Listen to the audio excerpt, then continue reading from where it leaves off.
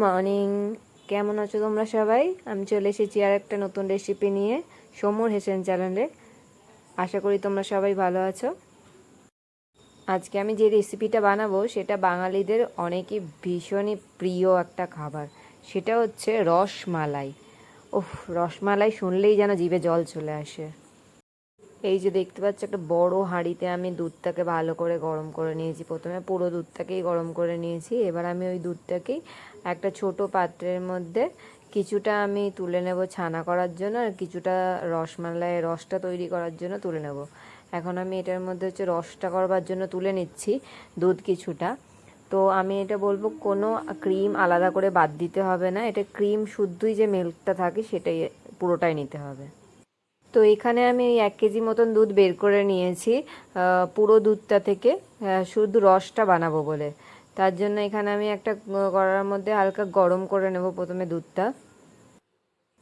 দুধটা ততক্ষণ গরম হোক, তোমরা চট করে গিয়ে আমার চ্যানেলটা একটু সাবস্ক্রাইব করে দাও। সাবস্ক্রাইব করে দিলে কি হবে, আমি যত ভিডিও ছাড়বো সব কটা ভিডিওই তোমাদের কাছে পৌঁছে যাবে সঙ্গে সঙ্গে। আর রিকোয়েস্ট করব কি, পাশে যে বেল আইকনটা থাকে সেটা প্রেস করে দেবে, তাহলে যখনই আমি কোনো ভিডিও পোস্ট করব তোমাদের কাছে সঙ্গে সঙ্গে নোটিফিকেশন চলে যাবে। দেখতেই পাচ্ছ তোমরা, দুধটা খুবই ভালো করে ফুটে উঠেছে। এবার আমি এর মধ্যে আগে থেকে চপ করে রাখা আমন্ড বাদাম কিছুটা দিয়ে দেবো।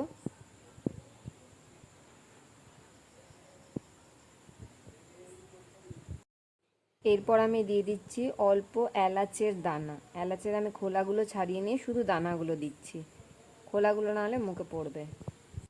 দিয়ে দিচ্ছি আমি চিনি। চিনি যে যেরকম মিষ্টি খেতে পছন্দ করেন সেরকমই দেবেন, তবে এটা যেহেতু রসমালাই একটু বেশি করেই মিষ্টিটা দেওয়া উচিত আমার মনে হয়। এবার আমি দুধটার সাথে বাদাম চিনি ফিনিগুলো একটু ভালো করে মিশিয়ে নেব, নেড়ে চেড়ে। এই এই জায়গাতে আমি আপনাদেরকে বলতে চাই, সবাই অনেকে অনেক রকম করেই বানায়। তো এখানে যদি আপনারা চান কেশর দিতে পারেন ফ্লেভারের জন্য বা কালারের জন্য, বা কালারও ইউজ করতে পারেন, সেটা আপনাদের পছন্দ মতন। তো এটা সুন্দর আসবে।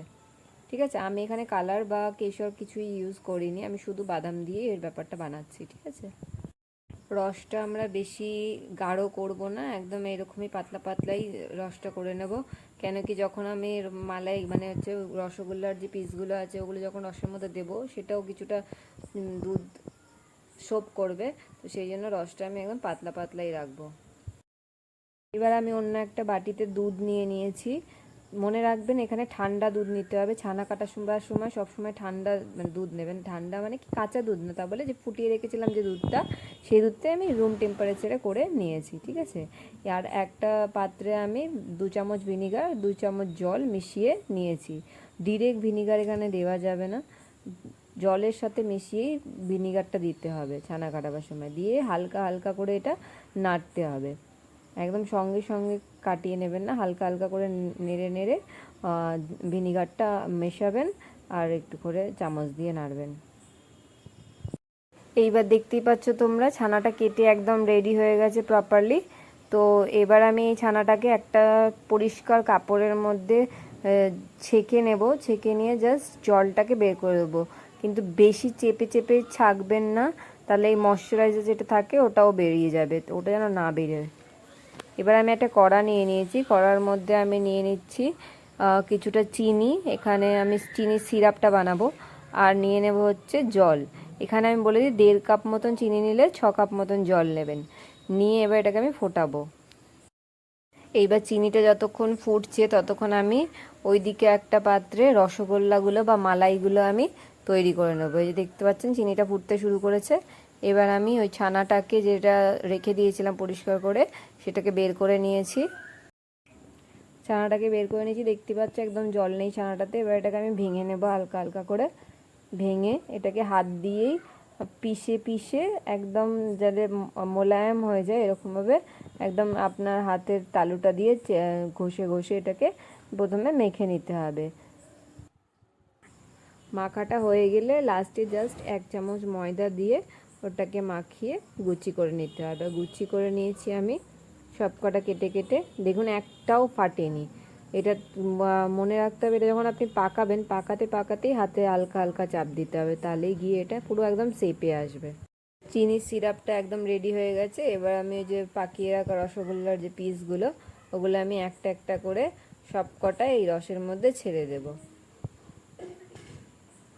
দেখতেই পাচ্ছ রসগোল্লাগুলো কি সুন্দর পরিষ্কার একটা একটা হয়েছে, একটা রসগোল্লাও ভাঙবে না। আর আমি তো আমাদেরকে রিকোয়েস্ট করব কি, এইখানে যখন এটা ফোটাবে, এটা হাই ফ্লেমে তো ফোটাবেই, কিন্তু যেমন আমি খুন্তি দিয়ে নাড়ছি, তোমরা একদমই নাড়বে না। নাড়াচাড়া করলে রসগোল্লাগুলো ফেটে যাওয়ার চান্স থাকে। এবার রসগোল্লাগুলো তৈরি হয়ে গেছে। এবার আমি একটা ঠান্ডা জলে মানে আপনি বরফ জলও নিতে পারেন বা আপনি ফ্রিজের জলও বের করে নিতে পারেন। তো সেই জলের মধ্যে নিয়ে রসগোল্লাগুলোকে একটা একটা করে ওর মধ্যে দিয়ে দেবেন, একদম রস থেকে তুলবেন আর এর মধ্যে ঢালবেন। কেন কি, তাহলে এটা শেপটা ধরে নেবে। আর এরকম জলের নিচে যদি ডুবে যায় তাহলে ভাববেন যে একদম ঠিকঠাক প্রপার তৈরি হয়েছে রসগোল্লাগুলো, ঠিক আছে। আর এরকম শেপটা যাতে ধরে রাখতে পারে সেই জন্য এই ঠান্ডা জলে চোবানো হচ্ছে।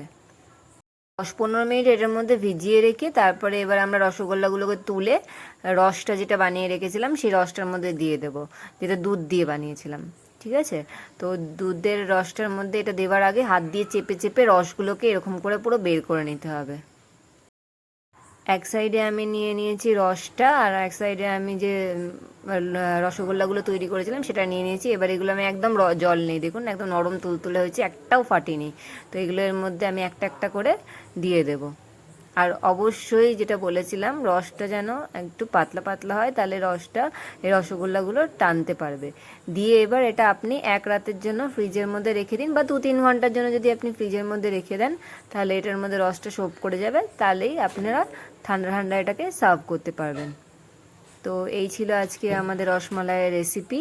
কেমন লাগলো অবশ্যই কমেন্ট করে জানাবে, আর ভালো লাগলে চ্যানেলটা সাবস্ক্রাইব করবে, আর ভিডিওটা অনেক অনেক শেয়ার করো। আজকের জন্য এইটুকুনি, দেখা হচ্ছে আর একটা পরবর্তী ভিডিও।